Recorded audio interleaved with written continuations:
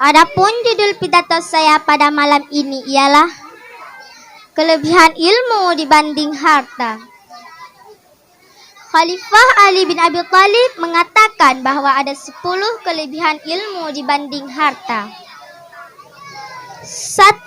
Ilmu adalah warisan para nabi, sedangkan harta warisan para Fir'aun dan lain-lain. 2. Ilmu dijaga oleh orang yang punyanya, sedangkan harta dijaga oleh orang yang mempunyainya. 3. Orang yang berilmu banyak mempunyai teman, sedangkan orang yang berharta banyak mempunyai lawan atau musuh. 4. Ilmu bila diberikan akan bertambah, sedangkan harta bila diberikan akan habis. 5. Ilmuwan sering dipanggil alim, ulama dan lain-lain, sementara hartawan sering dipanggil bakhit, kikir dan lain-lain.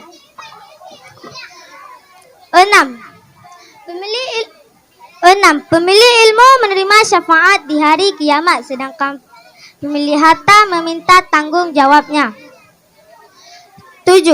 Ilmu bila disimpan tidak akan habis, sementara harta bila disimpan akan usang dan lapuk. 8. Pemilik ilmu dipanggil oleh Allah, sedangkan pemilik harta dipanggil hamba harta. 9. Ilmu tidak memerlukan tempat, sementara harta memerlukan tempat.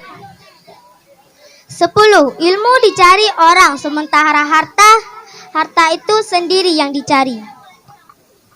Bila kita renungkan penelapangan Ali bin Abi Thalib tadi, memang adanya itulah sebabnya Nabi Sulaiman alaihissalam sewaktu disuruh memilih oleh Allah antara ilmu dan harta, maka beliau memilih ilmu. Akhirnya dengan ilmu yang diberikan Allah kepada Nabi Sulaiman alaihissalam. Nabi Sulaiman alaihissalam mempunyai permadani yang bisa terbang dalam waktu sekejap.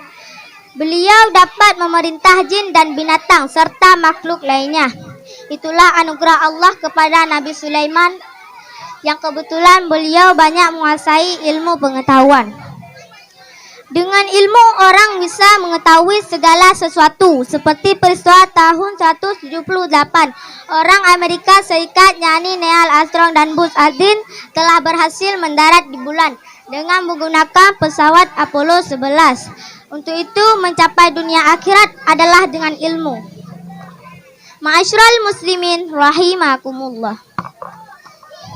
Kesimpulan dari pidato saya pada malam ini ialah, untuk itu dengan banyaknya kelebihan ilmu dibanding harta, marilah kita selalu pelajari berbagai ilmu, baik ilmu yang berurusan dengan dunia maupun ilmu yang berurusan dengan akhirat.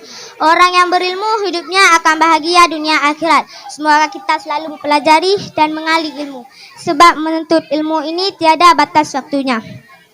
Cukup sekian yang bisa saya sampaikan, lebih dan kurang saya minta maaf.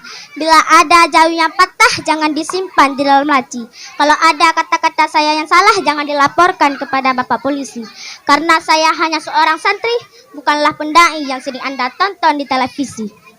Akhirul kalam, wajakum wajema'i, wassalamualaikum warahmatullahi wabarakatuh.